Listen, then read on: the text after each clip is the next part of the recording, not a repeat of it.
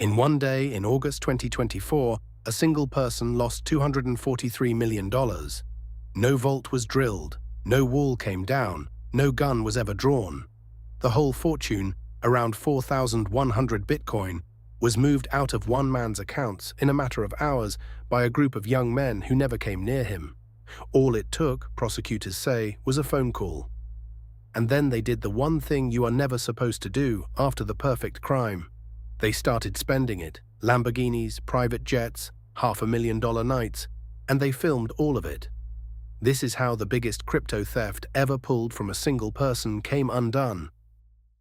To understand the theft, you have to understand the target. Not a bank, not an exchange. One individual, an early investor who had held cryptocurrency long enough to be sitting on a genuine fortune. People like that have a problem the rest of us don't. Their entire net worth can live inside a handful of accounts and a string of secret keys. If someone can convince them, just once, to hand over the wrong code, there is no branch to call, no chargeback, no insurance. The money is simply gone. According to prosecutors, a loose crew of young men had built an entire operation around exactly this. They traded stolen data, studied their marks, and rehearsed a script. Not computer code, but words designed to talk a wealthy stranger out of everything he owned. In August 2024, the indictment says they made their move. The victim's phone rang, and the voice on the other end sounded like help. First, they posed as support from Google, warning him his accounts had been breached. Then a second caller took over, claiming to be from the crypto exchange Gemini, walking him calmly through the steps to secure his funds. Every instruction sounded protective. Every one of them was quietly handing over control. Once they were inside, prosecutors say it took only hours. Roughly 4,100 Bitcoin, about $243 million, drained out of his accounts and into wallets the crew controlled. He had done nothing but follow the advice of a friendly voice. It was the most expensive phone call of his life.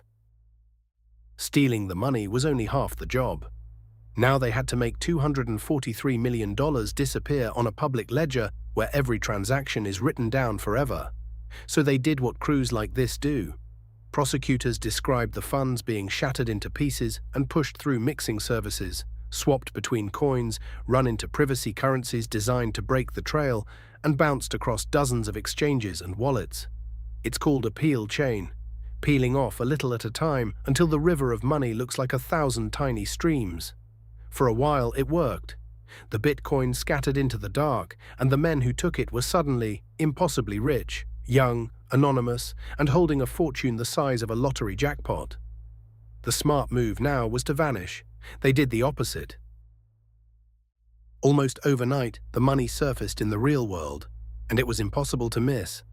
Investigators describe a spending spree that reads like a fever dream. Fleets of luxury cars, Lamborghinis, Ferraris, one after another. Mansions rented in Los Angeles and Miami. Watches, designer handbags handed out like party favors, private jets, and nightclub bills that ran to hundreds of thousands of dollars in a single evening. And they filmed it. One of them, who went by the name Greaves, lived it out loud, flashing stacks of cash, spraying magnums of champagne, handing strangers designer bags on camera. To them it looked like winning. To the people who watched the blockchain for a living, it looked like a trail of breadcrumbs lit up in neon. Because the ledger never forgot. While the crew was pouring champagne, independent investigators were following the money one hop at a time.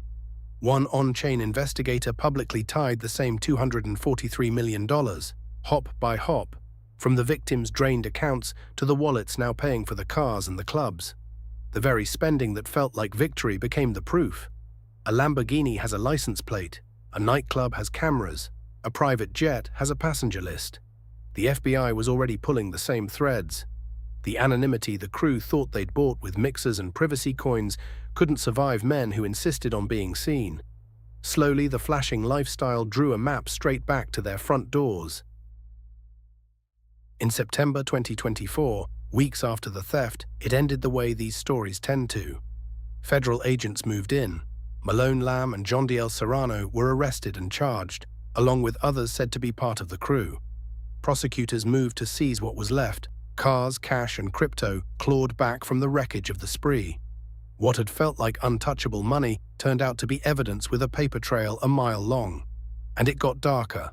Investigators say the same world of young crypto robbery crews spilled into real violence, including the kidnapping of the parents of a man tied to laundering the money, dragged into a van in Connecticut before the plot fell apart. A game that started as words on a phone had turned into something far worse. No mask, no weapon, no tunnel.